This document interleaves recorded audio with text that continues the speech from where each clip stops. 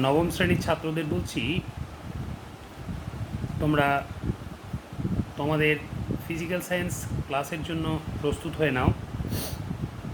আজকে আমরা যেটা পড়ব, প্রতিধ্বনির ব্যবহারিক প্রয়োগ। প্রতিধ্বনির ব্যবহারিক প্রয়োগ।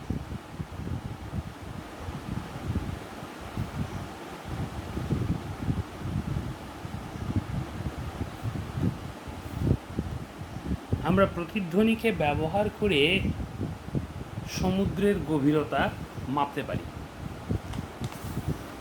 দেখো, প্রথমেই আমরা এটা জানবো কিভাবে প্রতিধ্বনির সাহায্যে সমুদ্রের গভীরতা নির্ণয় করা যায়। প্রতিধ্বনির সাহায্যে সমুদ্রের গভীরতা নির্ণয়।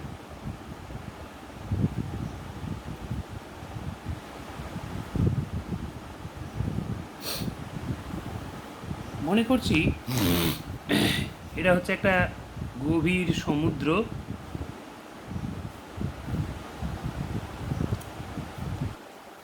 এই গভীর সমুদ্রের গভীরতা নির্ণয় করার জন্যে আমরা প্রথমেই কল্পনা করে নিচ্ছি যে সমুদ্রের উপরিতলে একটি জাহাজ এইভাবে ভাসছে। এটা হচ্ছে জাহাজের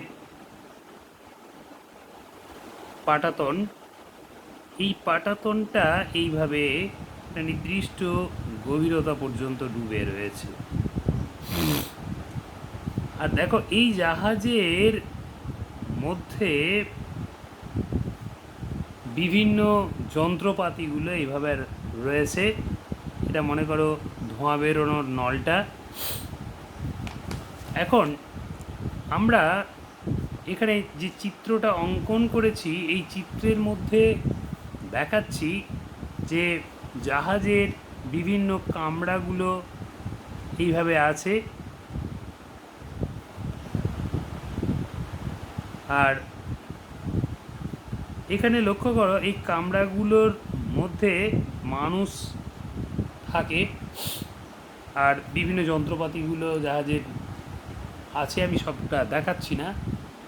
এখানে প্রতিধ্বনিকে কাজে লাগিয়ে সমুদ্রের গভীরতা নির্ণয় করার জন্যে এই যে জাহাজটা জলের ওপরে স্থিরভাবে ভাসছে, স্থিরভাবে ভাসমান যে জলজাহাজ, এই জাহাজের এক প্রান্তে জলের থেকে একটু নিচে, আমি মনে করছি এই জলের উপরিতল থেকে এক্স গভীরতায় একটা পার্টিকুলার পয়েন্ট, এখানে একটা এক্সপ্লোসিভ রাখা আছে ই বিন্দুতে। আর মানে এটা বিস্ফোরক পদার্থ। আর এখানে একই রেখায় এইচ বিন্দুতে একটা হাইড্রোফোন যন্ত্র আছে, যেটা স্বয়ংক্রিয় শব্দ গ্রাহক যন্ত্র, শব্দকে গ্রহণ করতে পারে। তাহলে দেখো, জাহাজের এক প্রান্তে সমুদ্রের উপরিতল থেকে এক্স গভীরতায় ই বিন্দুতে রয়েছে বিস্ফোরক দ্রব্য, আর একই লেভেলে জাহাজের অপর প্রান্তে রয়েছে এইচ অর্থাৎ শব্দগ্রাহী যন্ত্র। এই শব্দগ্রাহী যন্ত্রে দুটো শব্দ আমরা পেতে পারি। একটা শব্দ হচ্ছে ই থেকে সোজাসুজি এইচে পৌঁছই, আরেকটা এই ইএইচের ঠিক মিডল পয়েন্ট থেকে যদি আমি সমুদ্রের গভীরতা পর্যন্ত লম্বটা আনি, তাহলে এখানে এই যে বিন্দুতে গভীরতাটাকে টাচ করছে এই লম্বটা, এবার এই ও বিন্দুটা যেটা আমি ছবিতে দেখিয়েছি, এই ও বিন্দুর সঙ্গে ই বিন্দুটাকে যোগ করলাম, দিয়ে ও বিন্দুর সঙ্গে আবার এইচ বিন্দুটাকে যোগ করলাম। তাহলে দেখো এই এইচ যে শব্দগ্রাহী যন্ত্র, এই শব্দগ্রাহী যন্ত্রটি দুটি শব্দ গ্রহণ করতে পারে।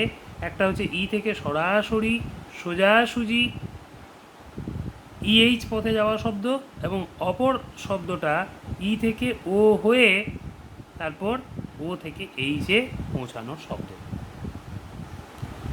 আমি ধরে নিচ্ছি যে বিস্ফোরণ যখন ই বিন্দুতে ঘটানো হলো, তখন সেই বিস্ফোরণের শব্দ দুবার হাইড্রোফোন যন্ত্রে পৌঁছানোর মধ্যে সময়ের যে ব্যবধান, সেই সময়ের ব্যবধান বৈদ্যুতিক যন্ত্র দিয়ে মাপা হচ্ছে। মনে করছি সোজাসুজি ই থেকে এইচে শব্দ যখন পৌঁছাচ্ছে তার জন্যে যে সময় লাগছে এই সময়টা T1, আর ই ও প্লাস ও এইচ পথে যে শব্দটা পৌঁছচ্ছে সেই শব্দটা পৌঁছতে সময়টা লাগছে T2। তাহলে দেখো এই যে T1 এবং T2 সময়ের ব্যবধান, যদি আমি ধরে নিই যে সমুদ্র জলের মধ্যে শব্দের গতিবেগ হচ্ছে ক্যাপিটাল ভি, তাহলে দেখো আমরা এখান থেকে বলতে পারবো যে ইএইচ এই যে দূরত্বটা, ইএইচ যে দূরত্ব, এই দূরত্বটা হবে ভি ইন্টু T1। এখন ইএইচের মিডল পয়েন্টটাকে যদি আমি এ বলি, তাহলে দেখো E A is equals to H হয়ে যাবে, এবং এটা আমি লিখতে পারবো তাহলে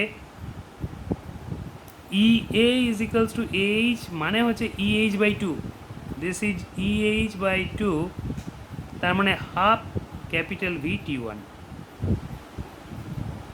এবার লক্ষ্য করো যখন শব্দটা ইও প্লাস ও এইচ পথে গিয়ে এইচ বিন্দুতে পৌঁছচ্ছে তখন সময়টা লাগছে কত?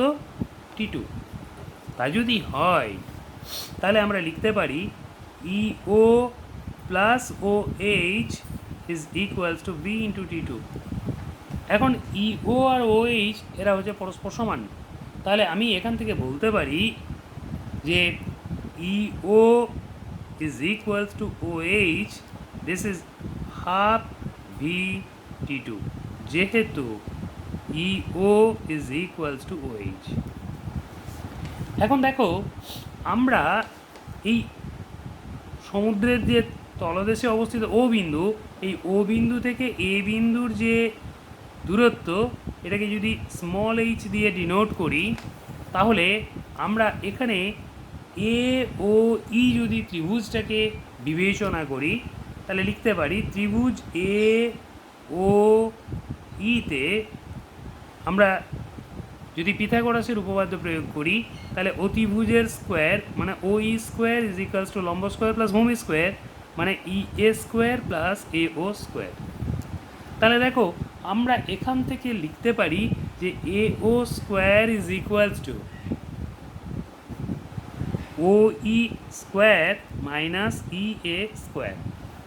তাহলে এখন এটা A O is equals to root over of O E square minus E A square. এখন এ ওটা হচ্ছে এইচ,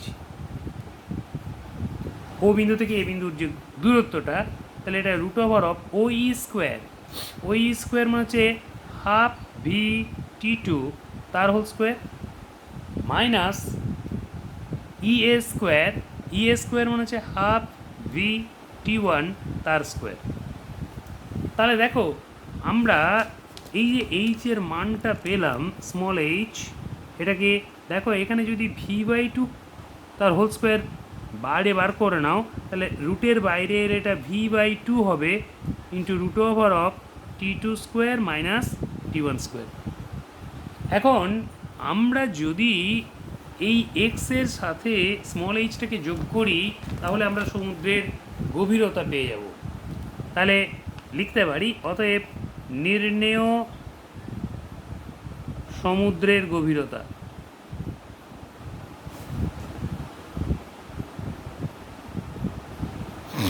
দেখো নির্ণেয় সমুদ্রের গভীরতা আমরা এখান থেকে বের করতে পারবো X plus B by two into root over of capital T two square minus T one small T two square minus small T one square. তাহলে দেখো এই যে সমুদ্রের গভীরতার মানটা পেলাম X plus V by two into root over of small T two square minus small T one square, এই সমীকরণের বা রাশিমালার, সমীকরণে না বলে সমীকরণ নয়, রাশিমালার, এই রাশিমালার ডান দিকের প্রতিটি পদের মান আমার যদি জানা থাকে তাহলে সমুদ্রের গভীরতা আমি পেতে পারবো। কারণ যদি সমুদ্র জলে শব্দের বেগ ভি জানা থাকে, কতটা গভীরতায় বিস্ফোরক দ্রব্যটাকে রাখা হয়েছে এক্স সেটা যদি জানা থাকে, আর টি ওয়ান এবং টি টু যদি আমরা মাপতে পারি তাহলে সমুদ্রের গভীরতা আমরা এই রাশিমালার থেকে নির্ণয় করতে পারবো। এবার আমরা পরবর্তী অংশে আসি।